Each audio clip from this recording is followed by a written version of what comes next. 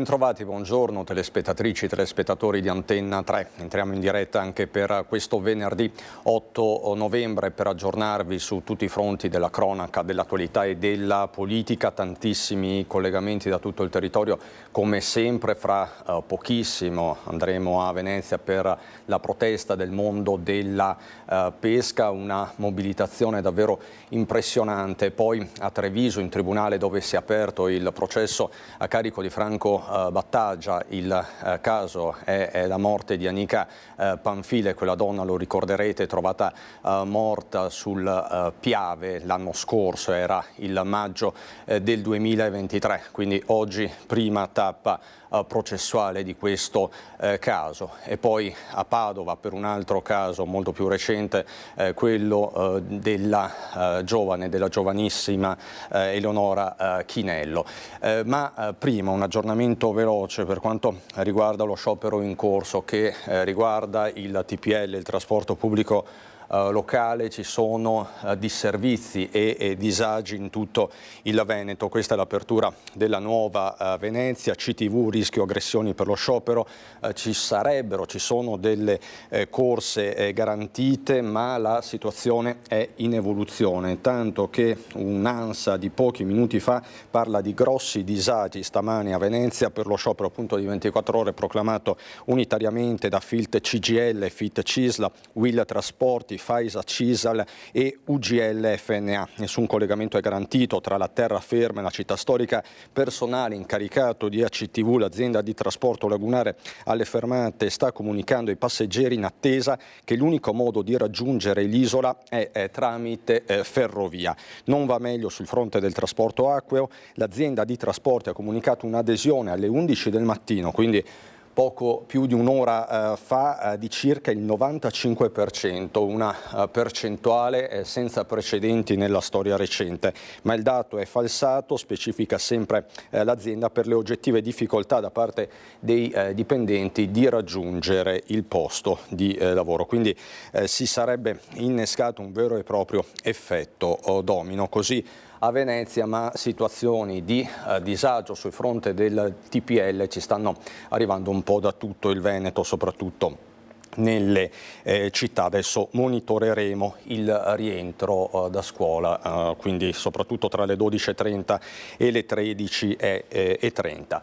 E c'è un'altra notizia di cui vi dobbiamo dare conto: è morta a 91 anni a Treviso Rina Biz, figura simbolo delle ACLI in Veneto, protagonista storica della cooperazione e dell'impegno cattolico, fondatrice della cooperativa Insieme si può. Ne dà notizia il presidente della Regione del Veneto Luca Zaia. Scompare, afferma Zaia, un'icona assoluta dell'impegno sociale, una persona che è vissuta per la comunità sapendo interpretare come pochi i bisogni della gente. Insieme si può, la cooperativa di Treviso, fondata da Biz nel 1983, è diventato un riferimento a livello nazionale e internazionale per come coinvolgere anche le figure più deboli e più fragili. È stato un vero gigante della nostra comunità, ogni tanto la incontravo, ricorda Zaia, l'ultima volta è stata pochi mesi fa. Sono certo che lascerà un grande vuoto, ma anche un'eredità immensa sia dal punto di vista imprenditoriale che da quello civile e anche spirituale. Questo quindi il ricordo di Luca Zaia. Rina Biz conosceva, era amica di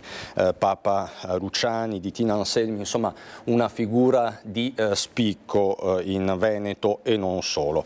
La cronaca ci parla di una espulsione, è il provvedimento preso dalla questora di Treviso Alessandra Simone nei confronti di un cittadino tunisino di 30 anni, irregolare sul territorio italiano, denunciato per violenza sessuale. Il trentenne, entrato in Italia a marzo 2023, si era stabilizzato ad Erzo provando a regolarizzare la sua posizione presentando domanda di protezione internazionale. L'uomo però era stato denunciato più volte per danneggiamenti, violazione di domicilio e per molestie. Il fatto più grave a giugno, quando in un bar della marca trevigiana aveva costretto a baciarlo una giovane cameriera di 22 anni, immobilizzandola. Avance ripetute e che si sono presto trasformate in vere e proprie molestie sessuali. In quel caso il trentenne era stato denunciato per violenza sessuale. Alla luce di questa condotta l'uomo ora è stato portato in un centro per il rimpatrio in attesa della sua espulsione dall'Italia. L'operazione è stata resa possibile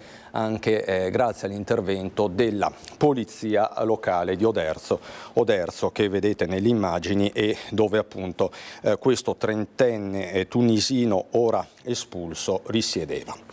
Nel Padovano ancora una truffa, e che truffa a due anziani, ingentissima la somma che un napoletano di 46 anni è riuscito a farsi consegnare, parliamo di 300.000 euro. Nuove tecniche sempre più elaborate nelle truffe agli anziani. A sventare quella messa a segno a Padova 2 giorni fa ci ha pensato la squadra mobile. Nel mirino di una banda sono finiti marito e moglie residenti in città. La prima parte ha coinvolto il marito, allontanato da casa attraverso una serie di telefonate fatte da un finto maresciallo dei carabinieri che lo aveva convinto di doversi recare prima al comando di Prato della Valle dell'Arma, poi alla motorizzazione civile per un reato grave commesso con la sua auto, una Mercedes. Fatto uscire di casa il marito, la donna, rimasta sola, è stata contattata al telefono da un sedicente appartenente alle forze dell'ordine che l'ha terrorizzata raccontando che il figlio aveva investito una ragazza e aveva bisogno di denaro per evitare il carcere. Pochi minuti alla sua porta si è presentato un incaricato del tribunale, il truffatore, che si è allontanato con gioielli e contanti per un valore di circa 300.000 euro. Solo al ritorno del marito, i due anziani hanno contattato il 113 facendo scattare le indagini. Agli agenti della squadra mobile la signora sconvolta ha fornito un preciso identikit dell'uomo che si era presentato a casa, rintracciato grazie ai colleghi della Polfer del Lazio su un treno diretto a Napoli Centrale. Zenetto in spalla, vestito di scuro, di mezza età, marcato accento napoletano, arrivato a Roma Termini, l'uomo, un 46enne, è stato arrestato e portato in carcere. Nello zaino sono stati recuperati tutti i soldi e i gioielli sottratti alla coppia che sono stati restituiti.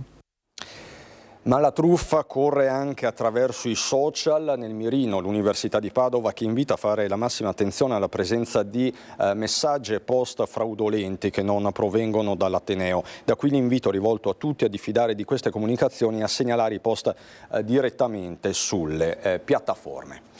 Vi dicevo di questa imponente manifestazione del mondo della pesca a Venezia, pescatori veneti quindi in mobilitazione per tutta una serie di problematiche, mucillagine, granchio blu, eccetera, eccetera, tutte collegate fra di loro, ma ci aggiorna in diretta proprio da Venezia, lo vedo pronto con il nostro Sandro Ponchio, Filippo Fois. Filippo.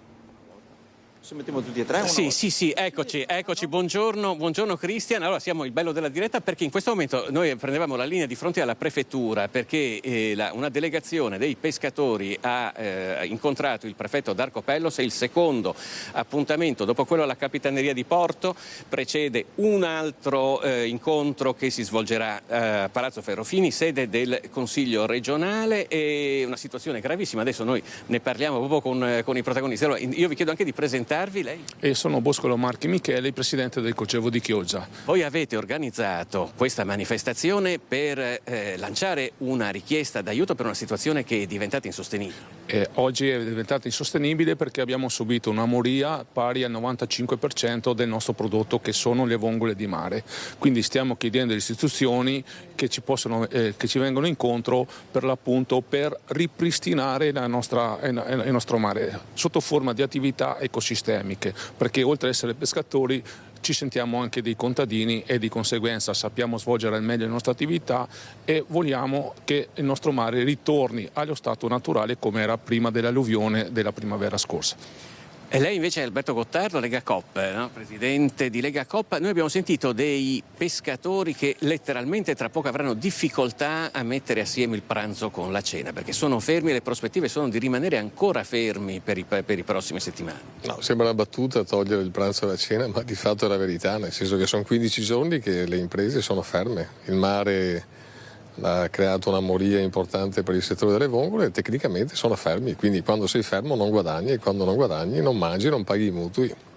Siamo veramente, adesso lo chiedo se si può presentare anche lei, a rischio di scomparsa di questo settore se non vengono presi questi provvedimenti sistemici presto? Sì, io sono Gianni Stivali, presidente del Consorzio di Venezia. Siamo venuti qui dal prefetto proprio perché, come diceva lei alla sua domanda, noi siamo fortemente preoccupati perché questa è una questione di un cambiamento climatico e questo ci preoccupa fortemente, perché le alluvioni poi alla fine comportano le alte temperature e comportano le mucillagini come sono arrivate quest'anno e qui soffoca tutto.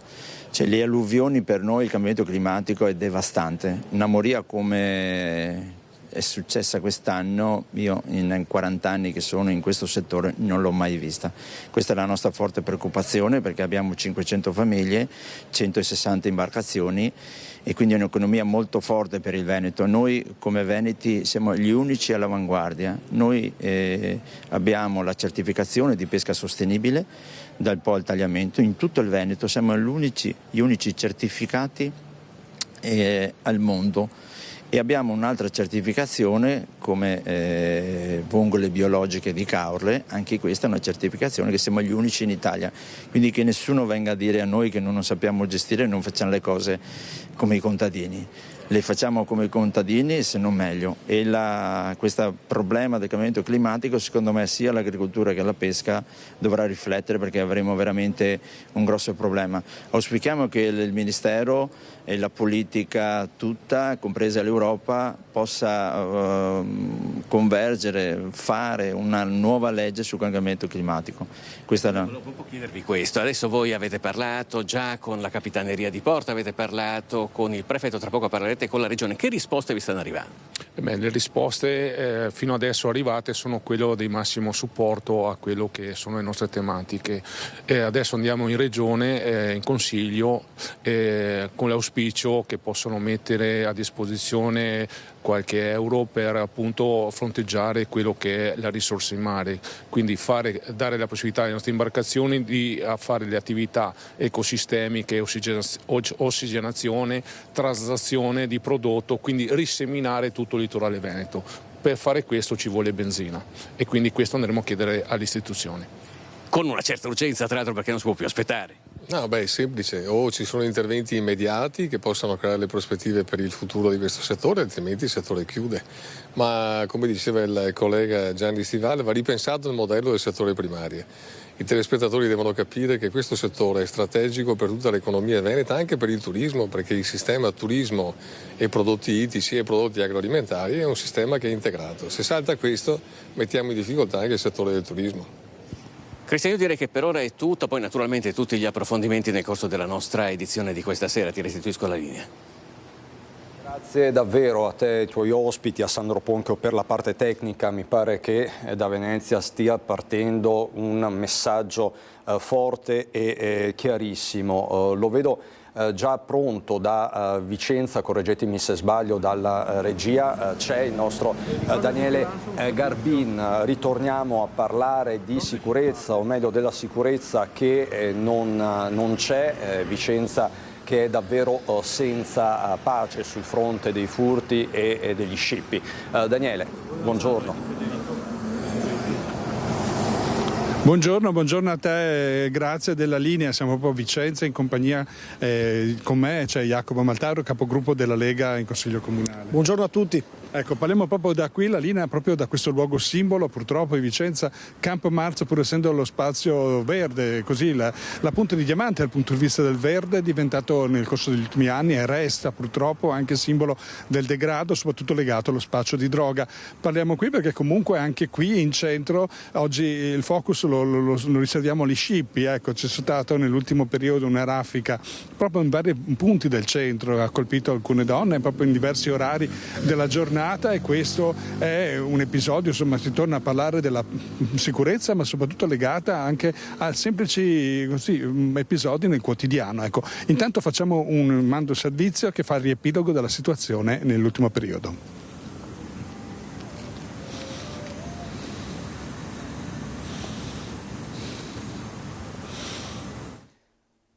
Siamo a Sant'Angelo di Piove di Sacco, con me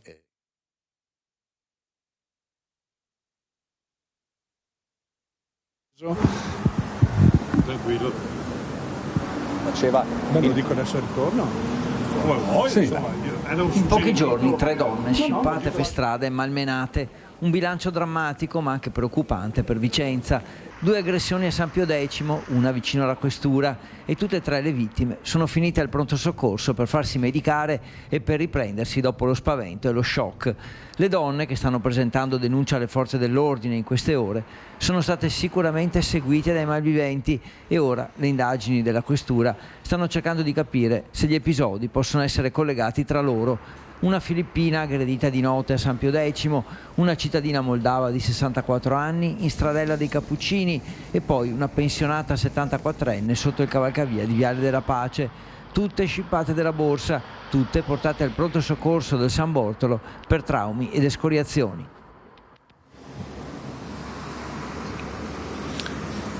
Ecco, questo è l'ottimo servizio del collega Federico Fusetti, in cui si è fatto proprio il punto della situazione in questo momento. Notizia di oggi, mettiamo anche l'arresto di un sempre scippatore di 29 anni che è responsabile invece di altri fatti di scippi avvenuti quest'estate. Le forze dell'ordine in qualche modo fanno, ecco, vero consigliere, però insomma sembra quasi una goccia nel mare, il problema resta. Assolutamente, io credo che le immagini che i telespettatori hanno visto raccontano plasticamente una situazione sfuggita di mano qui in città. Ogni giorno chi viene a lavorare, a portare i figli a scuola, a frequentare, a comprare nel nostro centro storico deve affrontare episodi di scippo, aggressione, violenza, minaccia o furto. È una situazione insostenibile per quella che dovrebbe essere la città del Palladio, non del degrado. Quindi da questo punto di vista, come capogruppo della Lega, non posso che lanciare un invito molto concreto all'amministrazione comunale di cominciare a occuparsi con maggiore serietà, maggiore attenzione di questo problema, perché la sicurezza non dovrebbe essere un diritto così molto generale, dovrebbe essere scontata in un paese civile e da questo punto di vista Vicenza ultimamente non lo è. Quindi serve maggiore concretezza, maggiore attenzione e anche un utilizzo della polizia locale molto più prossimo alla risoluzione di questo tipo di problemi. Ecco, ricordiamo proprio sul tema aggressioni. C'è stato anche un record, c'è stata anche una serie di proteste del sindacato e delle istanze all'amministrazione proprio sulla vocazione, sul tipo di mission, le regole di ingaggio della polizia locale. Un conto è fare operazioni poliziale giudiziaria, ma se fa altro devono essere equipaggiati. Come siamo, ecco, con le richieste che anche voi avete sostenuto? Ma diciamo che il centro-sinistra in modo abbastanza costante e certosino in Consiglio Comunale le mozioni sullo ius soli o sul linguaggio inclusivo. Come centrodestra, come Lega abbiamo ritenuto invece in questi ultimi mesi di portare in maniera prioritaria il tema della sicurezza in Consiglio Comunale, invitando il sindaco non solo a praticare lo sport in cui è abbastanza pratico dello scaricabarile, del benaltrismo, di dire che è colpa e responsabilità degli altri, ma cercare di occuparsi con gli strumenti che un'amministrazione della città capoluogo ha, in primis la polizia locale, di questo problema. Allora servono più agenti, al posto di andare a includere nell'organico comunale nuovi grafici o personale non prioritario, serve allargare e rafforzare l'organico del comando della polizia locale, serve dare in dotazione ai nostri agenti strumenti anche di tutela, preventivi. Penso al taser, molte città dove governa anche il centro-sinistra, penso a Padova, hanno dato in tutela questo tipo di strumento, a Vicenza manca, nonostante le ripetute richieste, e servono anche un'attenzione particolare non solo a strappare multe in giro per le strade, ma anche a dare una mano e manforte alla Polizia di Stato, ai militari e ai carabinieri che ogni giorno affrontano la microcriminalità nel nostro centro storico. Ecco, prima di chiudere l'ultima battuta riguarda i militari, ricordiamo strade sicure, il ministro Crosetto sembra che sia intenzionato a ridurre drasticamente l'organico anche a Vicenza, ricordiamo a 15 militari che proprio vigilano in questa zona. Come siamo messi da questo punto di vista? L'operazione strade sicure in centro storico, studiare le zone di criminalità a è chiaro, è comprensibile che in una congiuntura di conflitti, di guerra a livello internazionale può essere impegnato anche fuori, mantenere una presenza sul territorio è fondamentale e io credo che il progetto possa considerarlo. Ecco, allora con questo ringraziamo il consigliere, buon lavoro. Un piacere, grazie a voi. E con questo Grazie Daniele Garbin con Simone Squarcina da Vicenza. Noi adesso andiamo nel Padovano per la dottoressa indagata per la morte di Eleonora Chinello, la 14enne investita a Sant'Angelo di Piove di Sacco mentre andava a scuola in sella alla sua bicicletta. Domani l'addio alla giovanissima da Sant'Angelo di Piove di Sacco. Sentiamo Francesco Ratai con Federico Cibotto. Siamo a Sant'Angelo di Piove di Sacco, con me, che ringrazio, il sindaco Guido Carlin. Siamo qui perché domani sarà il giorno dei funerali della giovanissima Eleonora Chinello, la giovane ragazza che oramai 2 settimane fa ha perso la vita.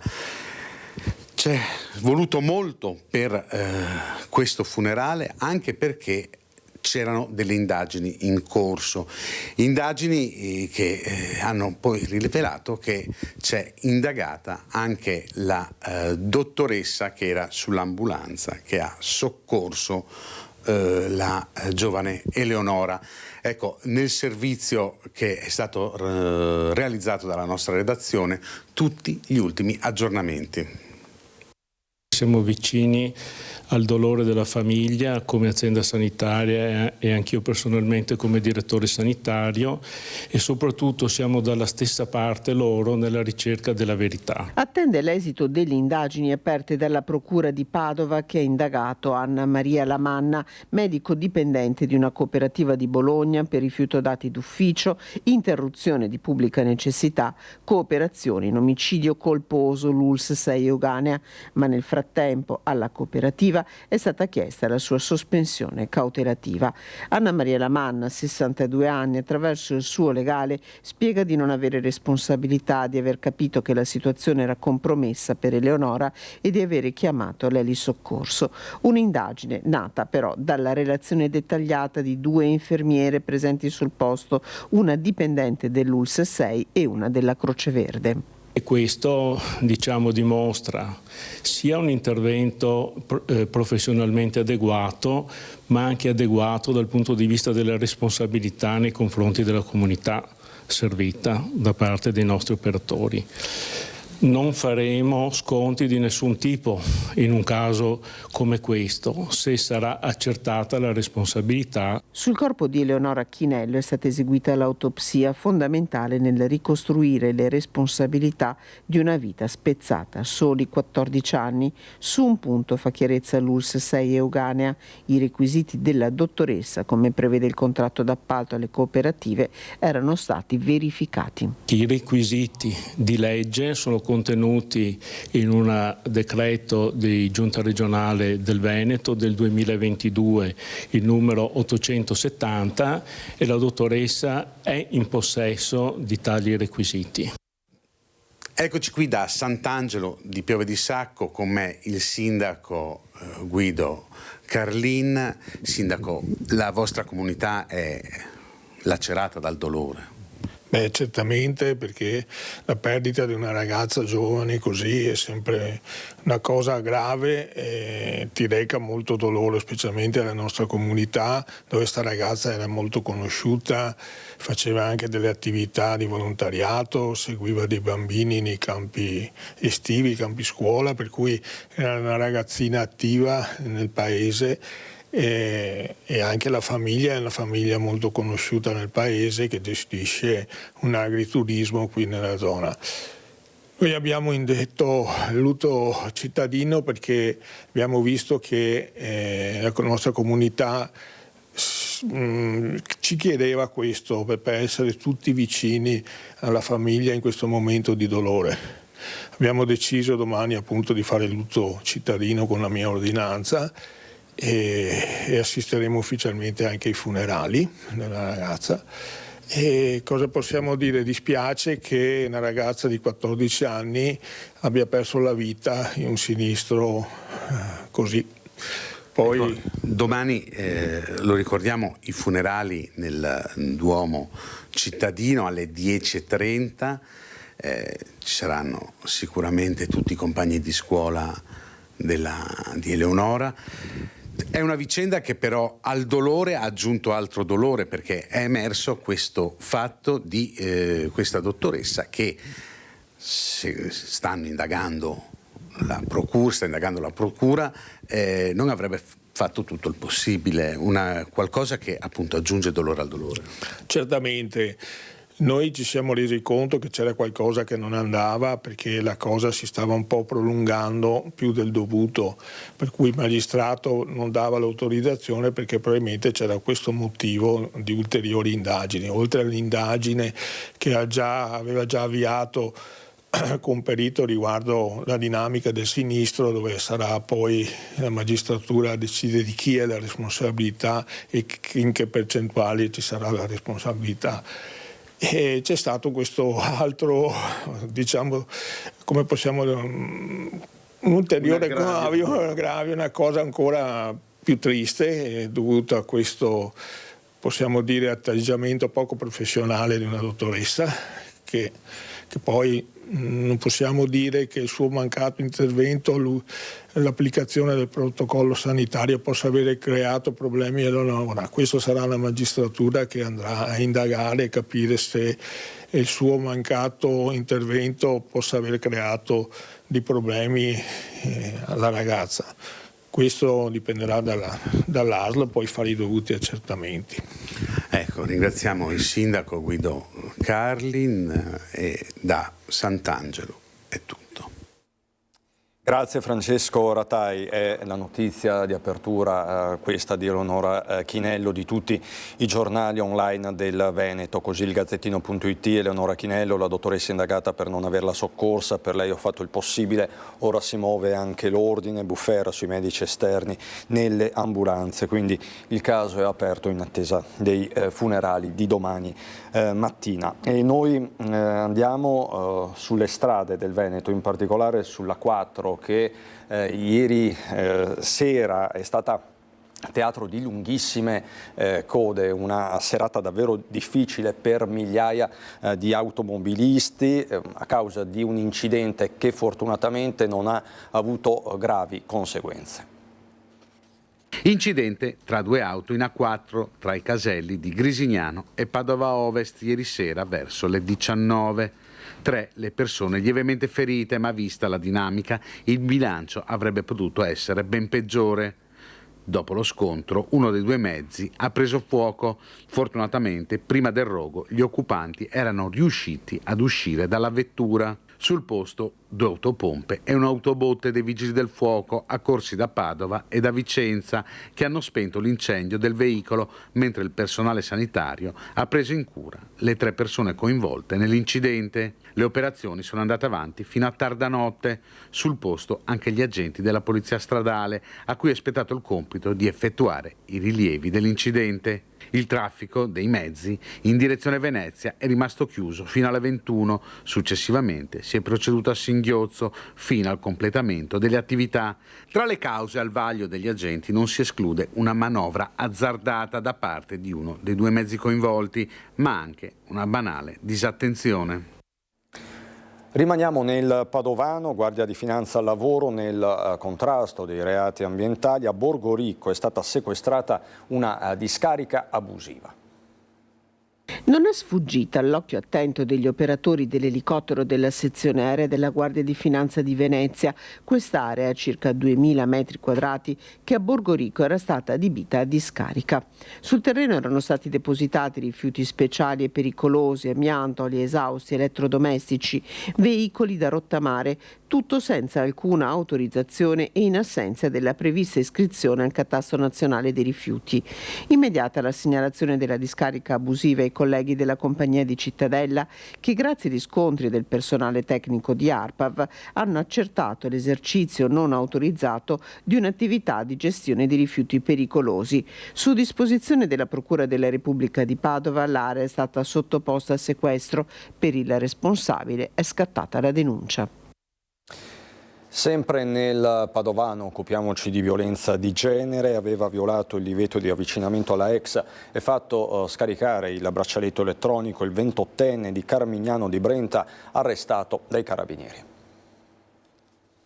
Era agli arresti domiciliari con braccialetto elettronico dallo scorso febbraio per un provvedimento di divieto di avvicinamento alla ex, ma il congegno risultava spento. Per questo i carabinieri di Cittadella hanno arrestato un 28enne originario dell'Est Europa presentandosi nella sua casa di Carmignano di Brenta.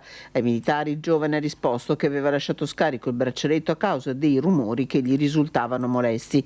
Arrestato per la violazione dell'obbligo, il 28enne è stato processato per direttissima. Dopo la convalida dell'arresto è stato rimesso in libertà vigilata a casa.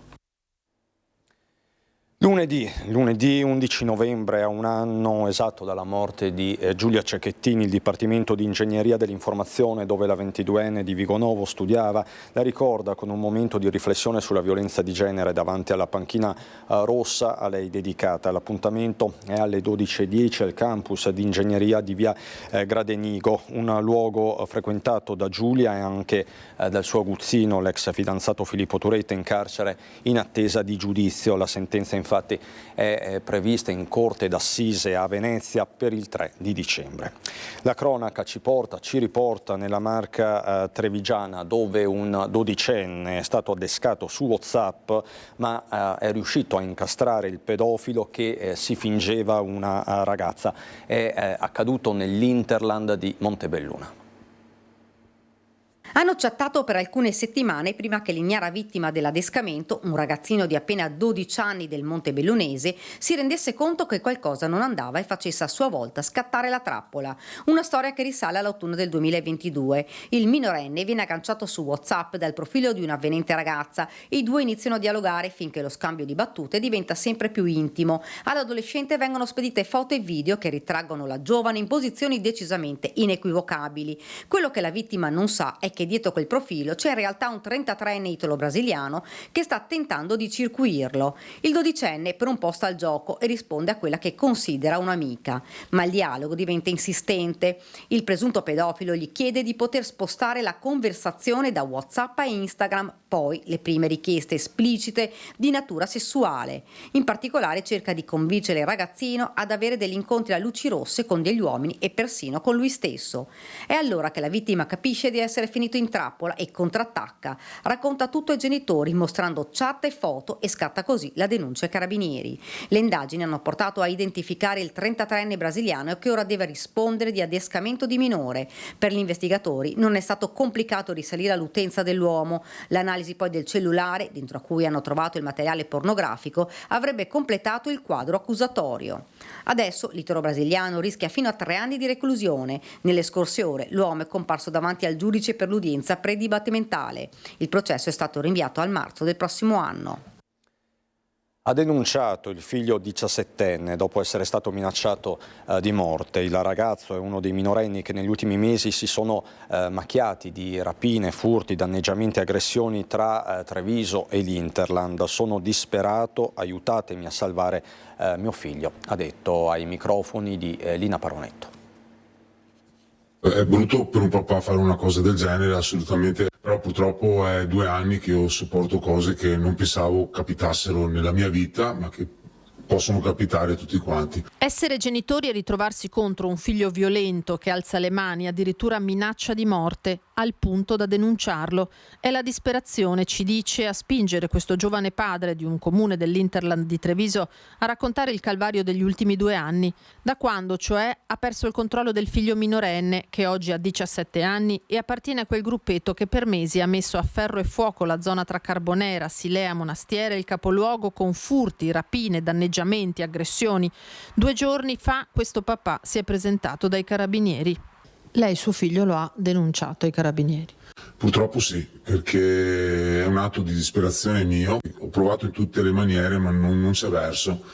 E ho paura anche per me stesso, perché purtroppo l'anno scorso mi ha picchiato, mi ha frantumato delle ossa, non sto a dire dove e come.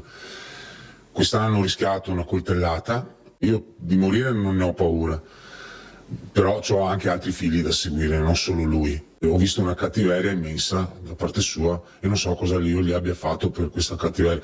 Lo voglio aiutare a venire fuori dalla cattiva strada, quello sì. Vengo lì con i miei amici e ti pestiamo a sangue, gli ha promesso il figlio. Da lì la denuncia. Non solo l'episodio della coltellata. In passato il papà ha rimediato anche una mano fratturata. E proprio alla cattiva influenza di un coetaneo l'uomo attribuisce la colpa della brutta strada intrapresa dal figlio, anche se dice: come genitore ho senz'altro le mie responsabilità. Suo figlio studia, fa qualcosa? No, purtroppo non ha più voluto conseguire gli studi, anche se la mamma ed io abbiamo cercato in tutte le maniere di farlo studiare, ma no. E ora speriamo che vada a lavorare, quello sì. Quanto c'entrano gli stupefacenti secondo lei in questa condotta? Allora, io adesso so che magari ne può far uso. Il problema è che secondo me gli stupefacenti tipo le droghe leggere, dopo, quando si è in astinenza, si può diventare nervosi e perdere la pazienza, questo è sicuro, ecco. Voglio provare a salvarlo, dice ancora, ho bisogno che qualcuno mi aiuti, finora non ho avuto una mano da nessuno, neppure dagli altri genitori di ragazzi problematici, non hanno voluto unire le forze. Ma se ce l'avesse qua davanti cosa gli direbbe a suo figlio? A mio figlio, che lo amo immensamente, è la cosa più bella che ho avuto nella mia vita, anzi forse è il mio prediletto proprio come figlio, perché l'ho amato immensamente e lo amo tuttora. E non lo odio, lui ha un odio talmente grande su di me che penso che proprio sia il disprezzo dell'amore che lui non sappia dare. Ecco, il problema dei ragazzi di adesso non sanno più amare, infatti non sanno neanche più commuoversi. E sarebbe tanto che imparassero a commuoversi e a capire le cose giuste della vita quali sono. Perché è vero che fare le cose tipo i bulli fa bello vedere, però adesso secondo me va tanto anche saper fare delle cose fatte bene e che diano un buon esempio, insomma, ecco. Una grande cosa questa qua. Una storia molto forte quella raccolta da Lina Paronetto. Noi rimaniamo nella Marca trevigiana per occuparci di giovani, tutti protagonisti di una rissa accaduta a Montebelluna. 11 giovani, poco più che ventenni. La rissa è iniziata all'interno di un locale notturno a Montebelluna il 13 febbraio 2022. Due gruppi di giovani tra i 20 e i 26 anni hanno iniziato a discutere fino ad arrivare alle mani. Tutto per una ragazza. Un gruppo sosteneva l'attuale fidanzatino e l'altro l'ex che evidentemente non aveva digerito di essere stato lasciato. I buttafuori sono intervenuti costringendo i ragazzi ad uscire dal locale, ma la rissa è continuata nella zona del Mercato Vecchio, sempre a Montebelluna. Calci e pugni fino a quando un giovane è stato investito dall'auto del gruppo rivale. 11 persone sono finite a processo. È probabile che una parte dei ragazzi chieda di essere giudicata con rito alternativo, per cui il procedimento è stato aggiornato ai primi mesi del prossimo anno. C'è poi il capitolo sempre aperto dei furti, ve ne stiamo raccontando tantissimi in questi giorni. Adesso andiamo a Castelfranco, dove i ladri sono entrati in casa, il proprietario sessantenne ha sentito dei rumori e ha chiamato i carabinieri. Mai come in questo caso la collaborazione con il cittadino è stata fondamentale. Un sessantenne stava rientrando a casa a Vedelago quando, aprendo la porta, ha sentito dei rumori. Non ci ha pensato due volte, si è allontanato ed ha subito allertato il 112. Fortunatamente proprio in zona stava transitando un'auto dei carabinieri. Noi in questi giorni stiamo facendo dei servizi di prossimità anche nei confronti appunto di coloro che sono purtroppo vittime di questi reati e siamo intervenuti immediatamente. Abbiamo preso i ladri mentre stavano fuggendo proprio a circa 500 metri dall'abitazione. In manette sono finiti 3 albanesi di 18, 24 e 33 anni irregolari sul territorio nazionale, colti in fragranza di reato. I 3, con volto travisato, avevano appena messo a segno un colpo a casa del sessantenne. E si sono impossessati di alcuni preziosi in oro e di denaro contante che sono riusciti a gettare purtroppo in un canale. Le ricerche sono state infruttuose, non siamo riusciti a recuperarlo, però comunque siamo riusciti ad assicurare alla giustizia i 3 soggetti. Nel corso della perquisizione personale gli arrestati sono stati trovati in possesso di arnesi da scasso, torce e guanti da lavoro, strumenti che confermano la premeditazione del crimine. I 3 malviventi, bloccati da un equipaggio del nucleo operativo, sono stati condotti nella camera di sicurezza della caserma. Questa mattina l'arresto è stato convalidato ed è stata disposta la custodia cautelare in carcere. Abbiamo intensificato i controlli controlli. Noi sommariamente mettiamo ogni giorno all'incirca 100 servizi sul territorio della provincia di Treviso, che in questi ultimi periodi sono stati rinforzati dalle squadre di intervento operativo. Sono squadre che provengono dal 4° battaglione Mestre e sono specializzate appunto nelle attività di collaborazione con l'arma territoriale per gli interventi su reati predatori e altri tipi di reati. L'operazione sottolinea l'importanza della costante attività di prevenzione e contrasto condotta dall'Arma dei Carabinieri sul territorio con l'obiettivo di garantire la sicurezza dei cittadini.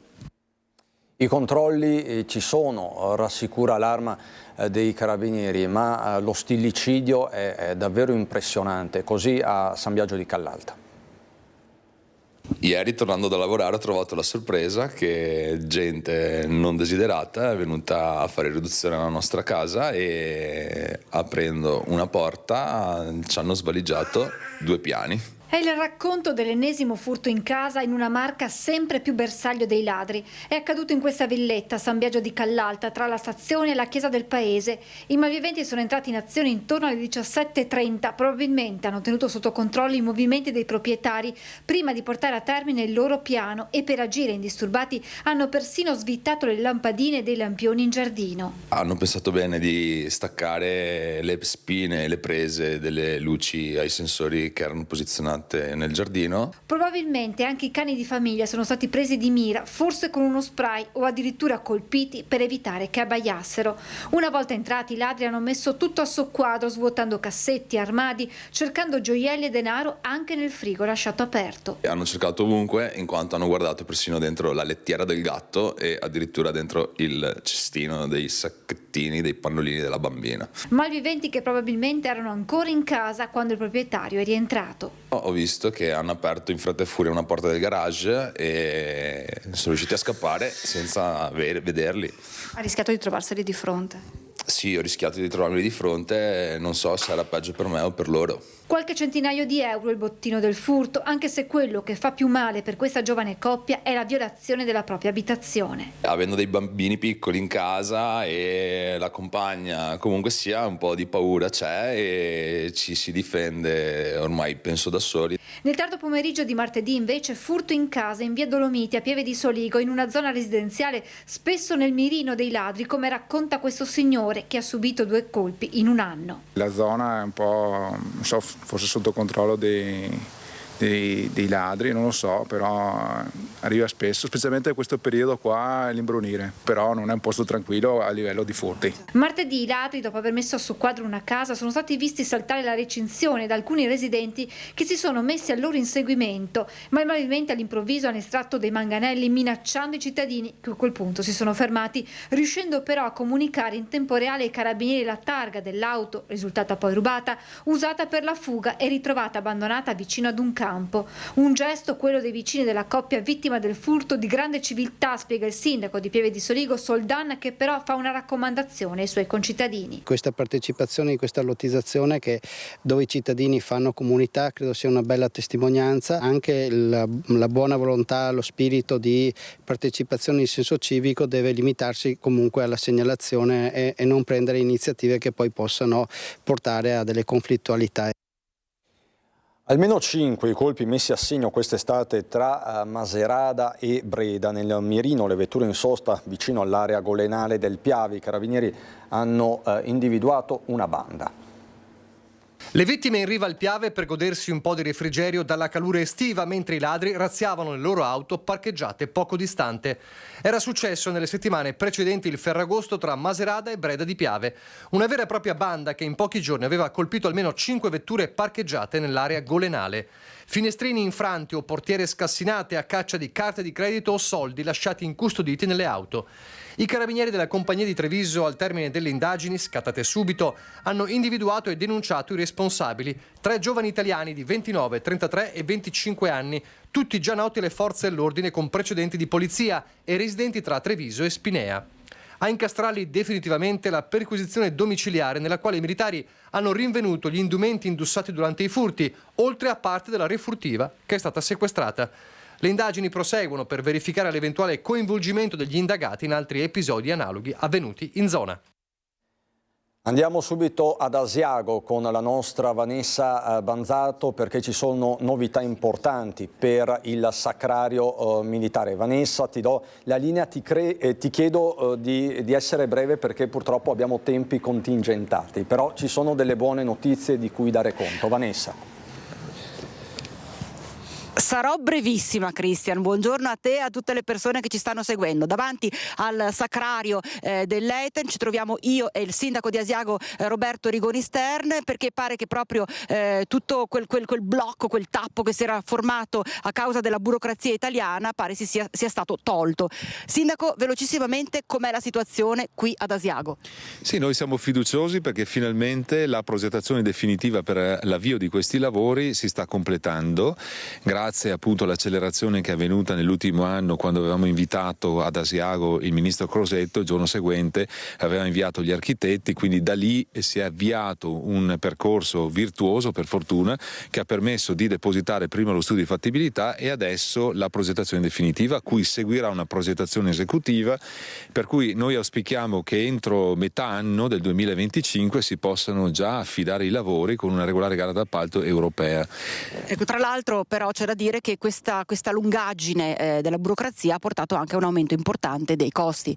Sì, ecco, quello che abbiamo vissuto su tutte le opere pubbliche, sta vivendo l'Italia su tutte le opere pubbliche negli ultimi 3 o 4 anni, c'è stato un aumento esponenziale del costo delle opere pubbliche, delle materie prime soprattutto, però diciamo che il governo ha recuperato le somme che servono per poter realizzare i lavori che sono all'interno di un progetto preliminare, cioè un progetto quindi iniziale, e addirittura pare per poter ampliare questo intervento di manutenzione attraverso la realizzazione di un grande museo multimediale, per cui si ipotizzava un investimento di 5 milioni di euro che avrebbero la finalità di dotare il nostro sacrario di uno spazio museale utile per le scuole, per tutti coloro che intendono scoprire la storia della Grande Guerra che si è vissuta per gran parte sin dal primo fino all'ultimo giorno sulle nostre montagne. Quindi questo credo sia significativo anche dell'attenzione che il Ministero ha rivolto verso il nostro sacrario. Insomma, Cristian, hai sentito, si spera davvero che entro la primavera del 2025 possa partire tutta quanta la questione legata all'approvazione dei progetti e nel più breve tempo possibile il sacrario dell'Eiten, con i suoi 54.000 caduti che vi sono custoditi, possa tornare a essere visitato dalle tantissime persone che ogni anno vengono ad Asiago. E proprio da Asiago è tutto, ti ricevo la linea. Grazie infinite Vanessa Banzato. Per noi adesso qualche istante di pubblicità, fra poco.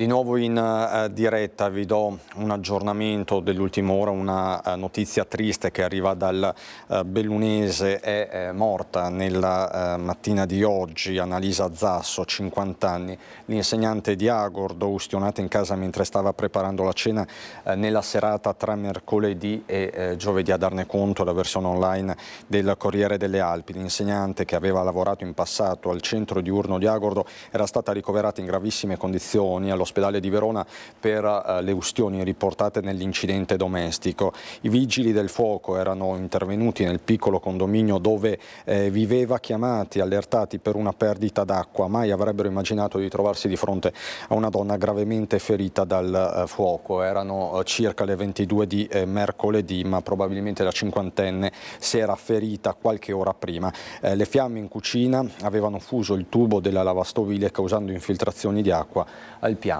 sottostante, quindi non ce l'ha fatta Annalisa Zasso, un volto molto conosciuto, molto noto in tutto l'Agordino. E noi ritorniamo a occuparci di furti. Prima vi abbiamo fatto un ampio resoconto di quello che sta avvenendo nella Marca trevigiana. Ci spostiamo adesso nell'area del Bassanese, sotto tiro in particolare il territorio di Nove. I cittadini di Nove e dintorni avrebbero preferito 1000 volte le paure della notte di Halloween celebrata in piazza la scorsa settimana. Ma la paura, quella vera, la stanno vivendo in tanti per i continui assalti alle case. In uno degli ultimi video diffusi via social si vedono 2 figure all'apparenza maschi, incappucciati e col volto travisato, passare e scappare da via San Giuseppe a via Munari. L'orario non è quello della notte fonda, ma il tardo pomeriggio. Sono passati da pochi minuti le 18 di mercoledì 6 novembre, tempo già notturno in questa stagione e sempre più a rischio di intrusioni. Le segnalazioni si moltiplicano. Questa sera in via Pezzi, scrive un altro residente, hanno rotto i finestrini delle macchine a me e un mio amico, auto parcheggiate dentro un'abitazione. Hanno portato via solo a me una borsa con dentro delle carte di lavoro, ma fatto comunque parecchi danni, già avvertiti i carabinieri. E ancora, vengono segnalati tentativi di furto anche in via Torresini e via Sandri. Purtroppo, si legge, hanno provato a entrare in una casa rompendo una finestra verso le 14:30, anche se per fortuna non sono riusciti a rubare nulla. Spesso il bottino non c'è, ma quel che resta sono i danni alle porte e alle finestre e soprattutto un crescente sentimento di insicurezza che pervade i cittadini e non lascia tranquilli quando si è per tanti motivi lontani dalla propria abitazione e purtroppo nemmeno quando si è dentro casa. Operazione antidroga, ci spostiamo nel Vicentino, a Camisano. Quando i carabinieri sono entrati nel capannone della zona industriale di Camisano Vicentino, si sono trovati davanti agli occhi una vera e propria piantagione. Impianti di irrigazione all'avanguardia, luci di tutti i tipi, tecnologia di ultima generazione, una coltivazione di marijuana, insomma, che non lasciava nulla al caso. E tutto all'interno di un insospettabile capannone nella zona industriale di Camisano Vicentino. A lanciare l'allarme e allertare i carabinieri di Camisano e quelli di Torri di Quartesolo è stato il curatore fallimentare incaricato dal Tribunale di Vicenza, che era sul posto per eseguire delle verifiche legate alla liquidazione dell'azienda che aveva affittato l'edificio. E a seguito proprio dell'intervento che siamo stati chiamati dal curatore fallimentare, abbiamo scoperto questa sorta di coltivazione di marijuana indoor. Entrando nell'area industriale, i militari si sono trovati di fronte a una vera e propria serra indoor con piante disposte su larga scala. Al termine dell'ispezione, alla quale ha partecipato anche l'unità cinofila dei carabinieri di Torreglia, in provincia di Padova, sono stati sequestrati circa 5 kg di marijuana, 306 grammi di cocaina e una somma di 700 euro in contanti trovati sul posto. Ma soprattutto è balzato subito all'attenzione come sono stati costruiti questa sorta di serra di circa 400 metri con impianti idrici e impianti elettrici e di areazione dell'ultima generazione. Le indagini sono ancora tuttora in corso, coordinate dalla Procura della Repubblica di Vicenza e svolte dalla Compagnia Carabinieri di Vicenza. L'intera area è stata posta sotto sequestro e sono in corso ora indagini per risalire a chi ha installato e gestito la piantagione. E noi adesso siamo pronti ad aprire la nostra pagina, quella solita del venerdì, molto attesa, dedicata alla sostenibilità e non solo, e a tutti i temi collegati alla sostenibilità. Sono pronti a entrare in studio Andrea Ferrazzi e Alberto Baban, che certo non ha bisogno di presentazioni. Partiremo dall'esito delle elezioni americane. 2 minuti di pubblicità e entriamo.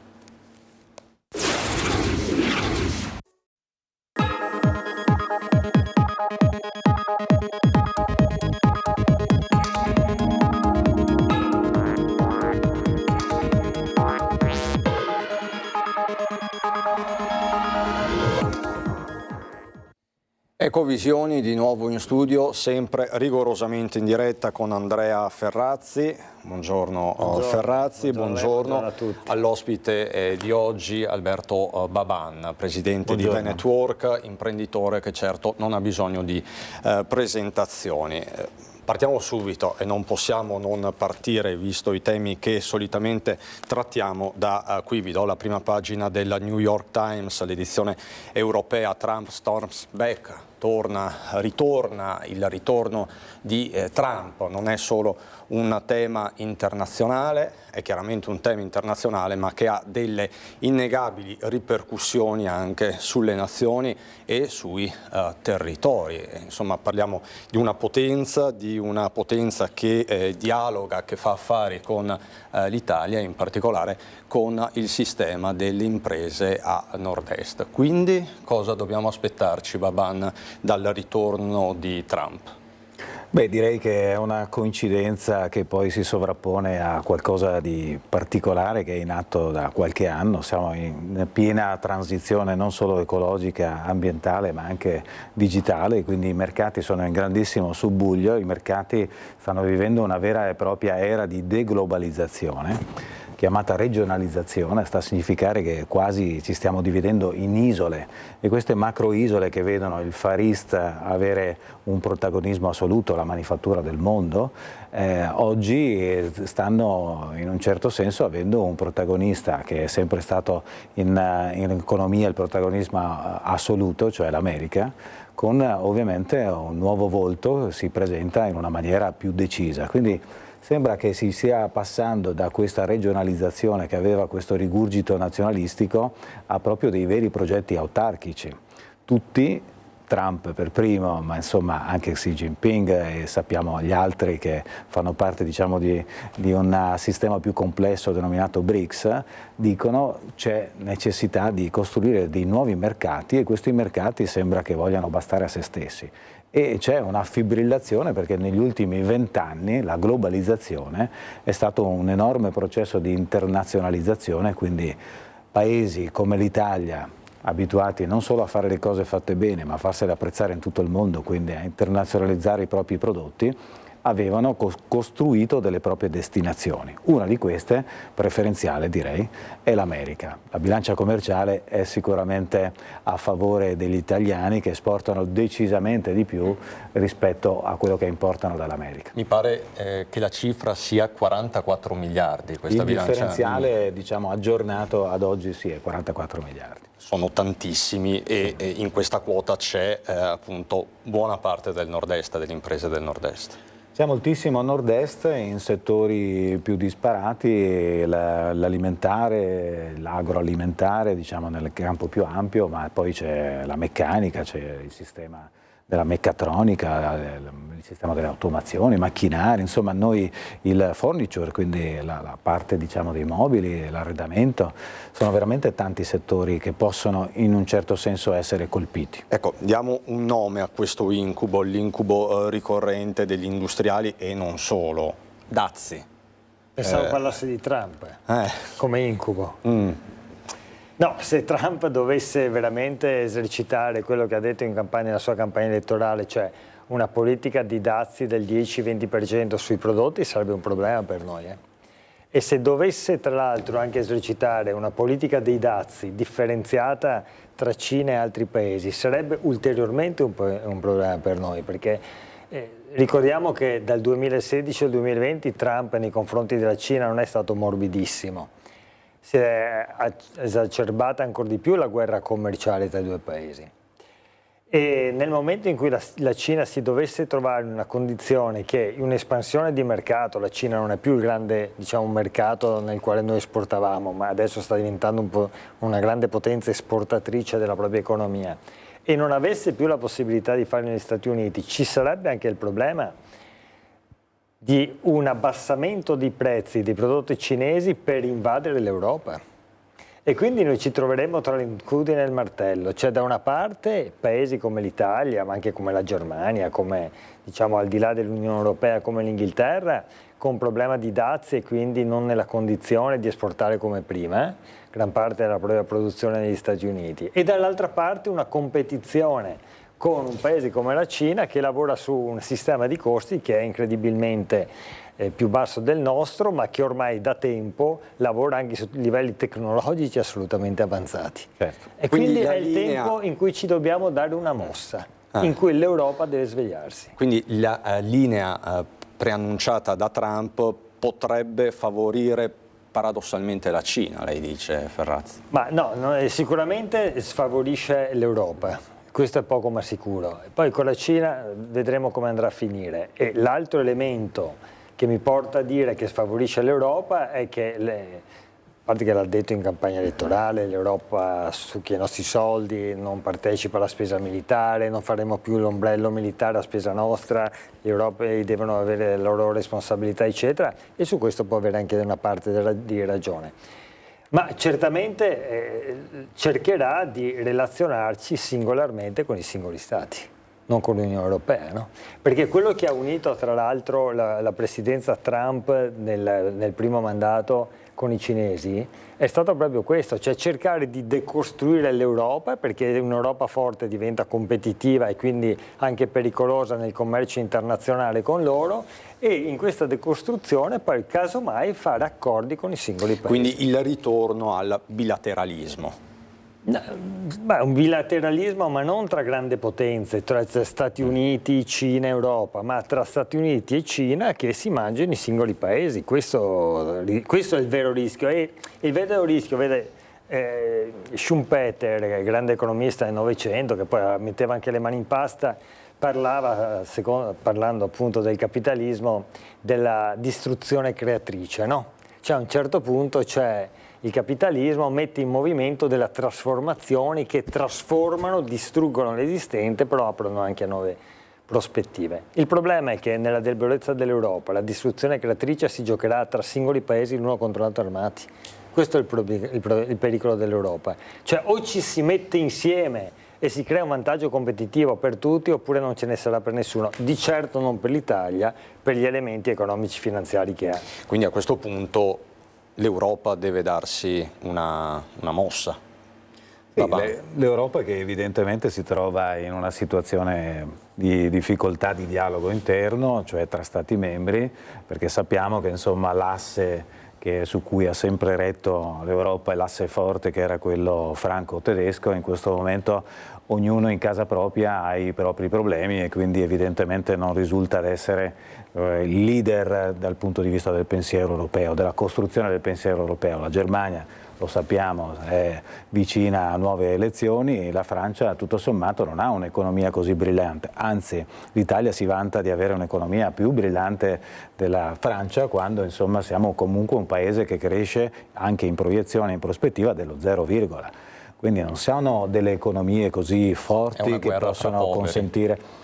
Sì, possiamo anche dire in un certo senso tra protagonisti rispetto all'economia mondiale che hanno una difettosità. Mancano di risorse proprie per riuscire a fare quel grande piano che serve di svolta per trovare un proprio protagonismo dal punto di vista economico, che diventa ovviamente non solo un elemento economico dal punto di vista proprio dei soldi, ma è ovviamente una nuova struttura sociale. Qui stiamo attraversando un periodo di trasformazioni che non sono solo tecnologiche rivolte a ovviamente i nuovi leader dell'economia, ma sono trasformazioni che riguardano la vita quotidiana di ognuno di noi. Sono trasformazioni socio-economiche. Quali sono i modelli democratici di riferimento? Come si può pensare uno sviluppo capitalista con un modello liberista alla occidentale, quindi all'europea, quando poi alla fine in questo momento chi ha la leadership nella manifattura ha un sistema di sviluppo capitalistico che insomma non fa parte di una democrazia all'occidentale. La Cina ne è la dimostrazione, però ricordiamo che la Cina ha una leadership assoluta sulla produzione mondiale di qualsiasi tipo di prodotto. Veniva ricordato prima non solo il prodotto a basso costo, ma il prodotto anche ad altissimo contenuto tecnologico. Lei, Baban, utilizza un'espressione che mi piace molto, democrazia all'occidentale. C'è però da chiedersi se questo modello con l'elezione di Trump possa esistere ancora.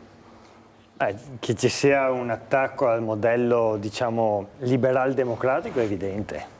Ma parlando della Cina, fino a 10-15 anni fa, gli stessi leader cinesi vedevano con attenzione e simpatia, perché capivano che anche dal punto di vista politico il modello democratico era il modello trainante a livello mondiale.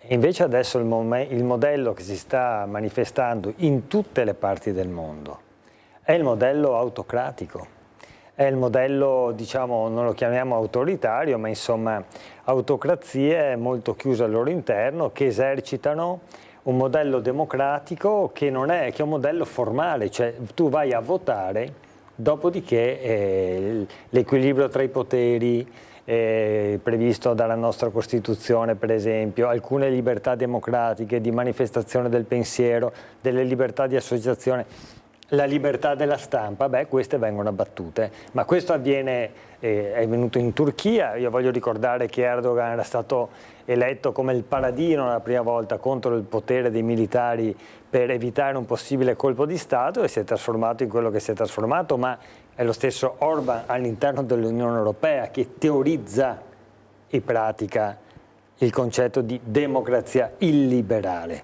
che è un altro modello. Allora noi dobbiamo trovare un modo per superare questo inganno, perché un sistema di paura, e la paura sta attraversando il nostro tempo, la nostra gente, c'è la domanda di protezione. Dobbiamo dimostrare che la democrazia ti consente una protezione dal punto di vista economico e contemporaneamente delle tue libertà civili. Le due cose vanno tenute insieme. Chi è che lo deve dimostrare in questa fase? Lo deve dimostrare, per esempio, il sistema liberale e democratico internazionale, no?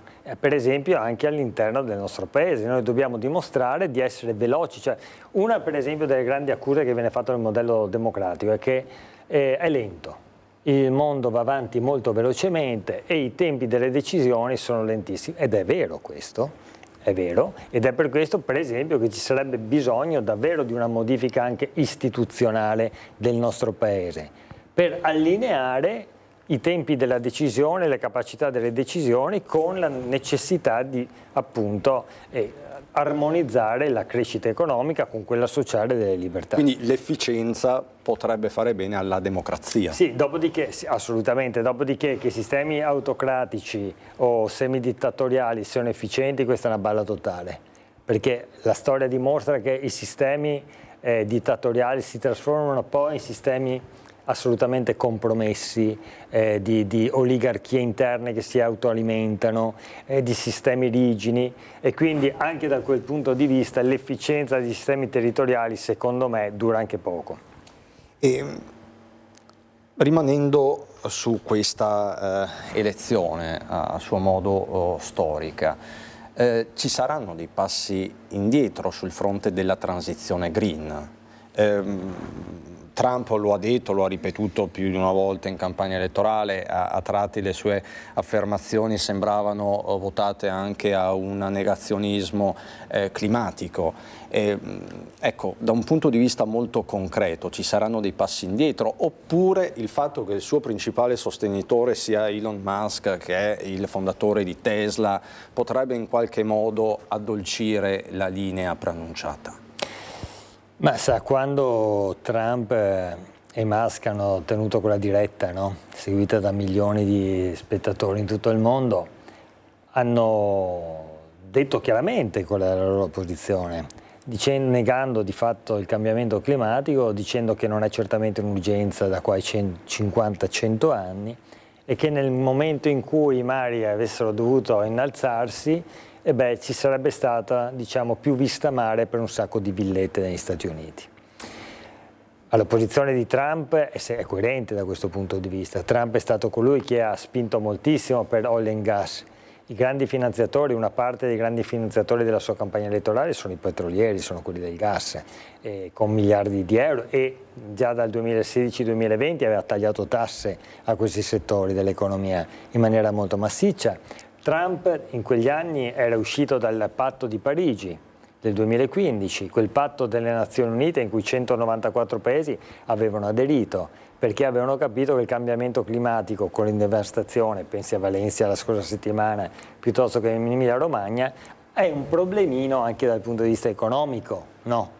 Per le imprese, per le famiglie. Cioè, quando ti parte la casa, la macchina ti devasta tutto il devastabile, è un problemino anche dal punto di vista economico. Certamente c'è questa cosa di cui parla lei, cioè dell'interesse di Musk. Io voglio vedere però come due galli un pollaio di questo tipo resteranno uniti nel lungo periodo. Quindi quanto questo durerà è un problemino che andremo a verificare. Tanto Tesla ha guadagnato in borsa oltre 13 miliardi di euro in 24 ore da quando è stato proclamato Trump presidente. È un fattore di cui tenere conto. Lei, Baban, da imprenditore, come valuta il ruolo di Musk? Beh, intanto Musk non è solo Tesla, Musk è quello di SpaceX, quindi dell'aerospace, Musk è quello di Neuralink, cioè il chiodo impiantato sul cervello che fa collegare un computer alla nostra funzione cerebrale per ovviamente fini, scopi medici al momento, ma Musk è quello degli umanoidi. Musk ha in testa che a brevissimo, quindi tra pochissimi anni, ognuno di noi avrà in casa Optimus, l'umanoide progettato dal sistema Tesla, che arriverà a costare, si presume, $20.000, quindi insomma accessibile a tutti e farà funzioni tipici di servizio. Quindi Musk è qualcosa di diverso rispetto a un'offerta monotematica, cioè sull'auto elettrica. Musk ha degli interessi economici decisamente importanti, come l'America ha interessi economici importanti, perché facciamo sempre conto che siamo in questa fase di transizione. La transizione parte da un punto A e arriva a un punto che per il momento è sconosciuto, perché noi avevamo un'idea che il punto B fosse un mondo ambientalmente più sostenibile, ma il digitale sta proponendo un'accelerazione improvvisa, ancora sconosciuta nella sua entità, che ha una dimensione di cambiamento radicale, ma per esempio propone una tecnologia che è enormemente energivora. Il digitale è fortemente energivoro. La stessa intelligenza artificiale. L'intelligenza artificiale in questo momento ha bisogno di una valanga di data center, quindi di grandissimi computer, di evoluzione di capacità di calcolo che mangiano energia. Noi dobbiamo pensare a un prossimo mondo con la produzione di energia pulita, tanta energia, perché pensiamo anche al passaggio della transizione sulle auto elettriche, quindi la distribuzione attraverso le colonnine per alimentare una valanga di auto elettriche. Questa cosa ovviamente ha un suo costo. Però ci sono dei punti di riferimento che forse vanno visti in Cina, per raccontare insomma di questa manifattura fortemente competitiva e anche sleale nel sistema di competizione internazionale proprio per il costo del lavoro e anche la modalità di approccio tipico nella competizione tra imprese. In Cina per esempio non esiste uno scooter a motore endotermico, sono tutti scooter elettrici. In Cina dal punto di vista delle macchine elettriche le vendite non solo stanno andando bene ma stanno crescendo in maniera impressionante. La Cina sta producendo dei prodotti che tecnologicamente, quindi l'auto elettrica competitor di Tesla o delle altre case diciamo che propongono all'europea la vettura non endotermica, sono prodotti che costano poco ma sono prodotti anche tremendamente interessanti per il mercato, per l'acquirente, perché sono prodotti fatti bene. Sono prodotti tecnologicamente avanzati, quindi l'elemento che noi abbiamo in questa fase di transizione di grandi dubbi deve sempre proporsi di fronte al fatto nella era di globalità, quindi di mercati che agiscono in maniera indipendente, cosa stanno facendo gli altri. E la Cina incredibilmente sta correndo, si potrà probabilmente prendere un vantaggio in questo momento dove all'europea diciamo, questa idea di transizione ambientale ha ancora una forte discussione al proprio interno, anzi di forte rallentamento. E in tutto nella questo proposizione. l'automotive europeo, abbiamo parlato più volte di Stellantis, sappiamo tutti quello che sta accadendo, tra l'altro Stellantis che ha annunciato tagli in Francia pesantissimi, Volkswagen quasi 3.000 persone rischiano il posto in Germania, una crisi quasi senza precedenti. L'automotive europeo come si colloca? Perché una grande fetta dell'industria chiede di decelerare sulla svolta green, però lei Baban mi sta dicendo che la Cina è già nell'elettrico, quindi? Beh, quindi la transizione intanto dobbiamo capire che ha un gran costo. Le transizioni che sono dei cambiamenti, in questo caso sono cambiamenti fortemente radicali, costano. Costano nei termini non solo economici ma costano nei termini sociali, perché ci sono delle fabbriche che a questo punto non riescono a ad avere questo cambiamento così radicale in un tempo che glielo consenta di poter ripresentarsi sul mercato, e questo costo è un costo sociale, perché sono fabbriche che probabilmente non hanno un futuro e devono chiudere. In America, per esempio, c'è un approccio completamente diverso. Ma se vogliamo ricitare Musk, perché diciamo è interessante come tipo di metafora, voi sapete e vi ricordate che quando è stato acquistato Twitter, che adesso si chiama X, lui è entrato e anche col gesto che si è portato il lavandino dentro la reception per farsi fotografare, però ha licenziato quanti dei dipendenti di Twitter? I 3/4 del personale. Con una mail. Quindi questo è uno schema, è un sistema sociale, socio-economico, che è un modello che è completamente differente da quello che è stato, diciamo, la nostra conquista sociale nei nostri 150 anni delle 4 rivoluzioni che abbiamo vissuto. E l'elemento che non va assolutamente dimenticato, che è quella che è in atto, cioè la evoluzione della quarta rivoluzione industriale. Non so ancora se chiamarla quinta, perché la quinta rivoluzione industriale, devo dire la verità, in questo momento ha diversi significati a seconda della parte del mondo in cui parli. I giapponesi la vedono in una maniera, gli europei la raccontano in una maniera ancora diversa. Però questa nuova evoluzione avrà come protagonista assoluta l'intelligenza artificiale, che non è solo il dato. L'intelligenza artificiale cambierà in maniera radicale lo schema lavorativo, quindi delle nostre imprese, cambierà le produzioni, cambierà le manifatture, cambierà proprio il rapporto tra consumatore e produzione, quindi tra domanda e offerta, e ovviamente cambierà la competizione a livello internazionale. C'è da chiedersi, ma l'Europa, che non è un produttore di questi software, cioè non è così in questo stato avanzato di proposizione, che ruolo avrà in un momento di forte transizione? Cioè ci limitiamo a parlare che la transizione è il modello tra l'automotive, l'auto elettrica e quella endotermica, o c'è qualcosa di più in atto?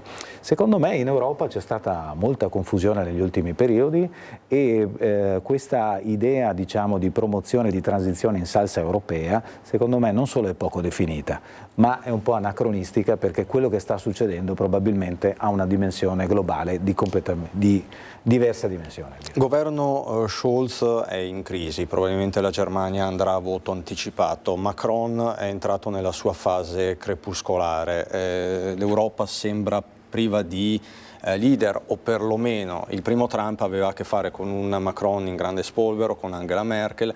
Adesso Trump si trova di fronte a una Europa indebolita. C'è chi dice che forse Meloni possa fare il grande salto, ma detto questo c'è un'Europa in stato confusionale. Da dove si può partire per riprogrammare, per fare quella benedetta strategia industriale, quella politica industriale di cui tutti parlano? L'Europa ha dimostrato, grazie a Dio, che nei momenti di estrema difficoltà è riuscita a fare un salto di qualità quando necessario. L'ha fatto dopo la Seconda Guerra Mondiale. Tra l'altro qualche leader nazionale, in particolare De Gasperi, è stato... dovremmo essere, come dire, orgogliosi di figure così. Se lei va nel museo a Bruxelles del Parlamento Europeo dell'Europa, ci sono 4 personaggi all'ingresso che vengono menzionati, anzi, come dire, giustamente gratificati, e uno di questi è De Gasperi. E l'Europa è riuscita poi ad evolversi da comunità del carbone e dell'acciaio, comunità europea, poi Unione Europea, che è un salto di qualità verso l'integrazione. È riuscita poi in svariati momenti, ricordiamoci per esempio l'euro, è stata un'operazione straordinaria, l'allargamento stesso con tutte le proprie difficoltà. È riuscita a fronteggiare in maniera abbastanza, diciamo, intelligente il Covid, con tutta la politica dell'acquisto unificante. È riuscita a dare un'idea di unità e di integrazione, per esempio con le politiche del green, perché l'Eurobond, cioè il debito comune europeo, per la prima volta è stato fatto, è stato certamente una grande integrazione. Ora però siamo a un punto di svolta. Dico questo perché certamente è un momento di grande difficoltà dell'Europa, ma l'Europa ha l'energia al suo interno per reagire quando è messa in condizione di necessità, e non c'è dubbio alcuno che questa è una grandissima condizione di necessità. Draghi l'ha detto in maniera molto chiara, l'abbiamo presentato qui la prima edizione di questa nuova trasmissione. nella prima puntata, l'ha detto chiaramente, o l'Europa modifica se stessa strutturalmente dal punto di vista dei procedimenti, delle scelte, dell'integrazione europea, del soggetto politico istituzionale europeo in quanto tale, non solo sommatoria di singoli paesi nazionali che continuano a far baruffa tra di loro, oppure per gli interessi nazionali non ci sarà storia, perché è questo che dobbiamo capire, cioè chi immagina che l'Europa sia nemica e dunque non devo aumentare i poteri dell'Europa per mantenere una forte identità nazionale, non ha capito che sullo schema di cui stiamo parlando adesso o l'Europa è forte o il nostro interesse nazionale viene meno, questa è la verità, cioè c'è una coincidenza tra l'interesse dell'Unione Europea integrata e l'interesse nazionale. Questa è la verità, tanto è vero che, come io dico sempre, i veri patrioti sono gli europeisti, ma non lo dico ideologicamente, lo dico fattualmente, cioè andando a verificare appunto le questioni di cui stiamo parlando da oggi. Baban, lei da imprenditore condivide questa impostazione? L'Italia, così come i paesi nazionali, sono troppo piccoli per prendere decisioni tanto grandi? Serve almeno una dimensione europea? Assolutamente sì. Direi che l'agenda Draghi o comunque l'impostazione di dire per ritornare ad essere protagonisti serve un enorme investimento. Prima non è consentito ai singoli stati e devo dire l'elemento di novità che forse va sottolineato: non è consentito alla Francia, ma sembra che nemmeno la Germania abbia tutta questa certezza di poter disporre di questo tipo di risorse. Ovviamente ad uno Stato come l'Italia con 3.000 miliardi di debito questo è lontanamente consentito. L'elemento che unisce l'Europa all'America, e non solo, è un elemento abbastanza globale, che è stato sdoganato il debito pubblico. Questo è un elemento che dal punto di vista economico è un po' strano, perché in un certo senso intanto ovviamente procura quella fastidiosa effetto collaterale che è l'inflazione, che non piace a nessuno e che deve essere compensato ovviamente con il potere d'acquisto, ma questo lo stiamo vedendo qui in Italia, succede poco ancora, cioè i salari non riescono ad agganciare l'inflazione. Però dall'altra parte non pone limiti. Trump lo ha detto quanto costerà il suo piano di rilancio o di far ritornare l'America così grande. E parliamo di svariate migliaia di miliardi, cioè una cifra monstre da questo punto di vista sull'idea di generare debito, perché questo debito costruirà un modello di investimento che a sua volta porterà positivamente un incremento dell'economia. Il piano Draghi, che è stato messo nero su bianco, ha un costo di 800 miliardi di euro all'anno. Quindi replicato anche qui, facilmente si capisce che si arriva dai milioni ai trilioni. Quindi questo elemento è molto nuovo da questo punto di vista, cioè noi abbiamo comunque capito che queste transizioni o questo grande cambiamento che c'è in atto è enormemente costoso. Non abbiamo ancora l'effetto reale di capire questo costo come viene poi riproposto sui singoli cittadini.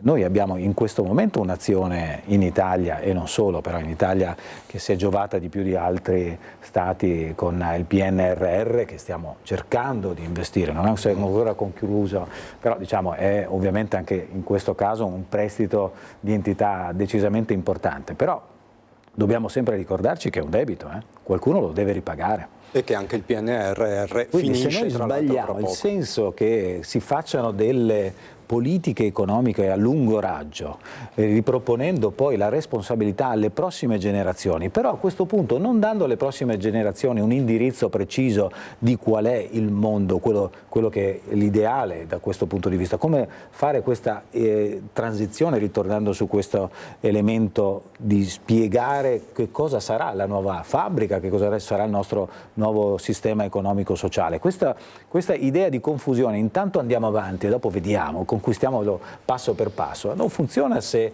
hai in sé invece l'idea che questa cosa sia socialmente molto costosa, cioè è pericoloso, è rischioso. In Mario questo Draghi. Caso, scusi, chiudo il ragionamento, c'è una grossa differenza tra come si sta ponendo l'Est, il Far East, cioè la Cina, in primis, non solo la Cina, ma la Cina tanto per esemplificare, l'America, che in questo momento è il protagonista assoluto del nuovo mondo che sta apparendo, cioè quello del software, quello dell'intelligenza artificiale. E l'Europa che sembra essere tremendamente conservatrice, perché non ha pianificato nel tempo quella che doveva essere la posizione oggi europea, non quella che pensavamo insomma che potesse essere futuribile. Siamo in grave ritardo su questo, non c'è dubbio. Tra l'altro una strigliata in tal senso è arrivata proprio da Draghi questa mattina al vertice informale di Budapest, che dice: con Trump grande differenza in rapporti Unione Europea-USA, l'Europa deve decidere ora cosa fare, non può più posporre le decisioni. Possibile 2% PIL per la difesa rispettando il patto, anche questo della difesa è uno dei temi. Insomma, siamo veramente addirittura d'arrivo. Qui la situazione si sta complicando, Ferrazzi. Sì, però dobbiamo avere grande contezza anche delle nostre risorse. È vero che è cambiato il sistema, non ci sarà più una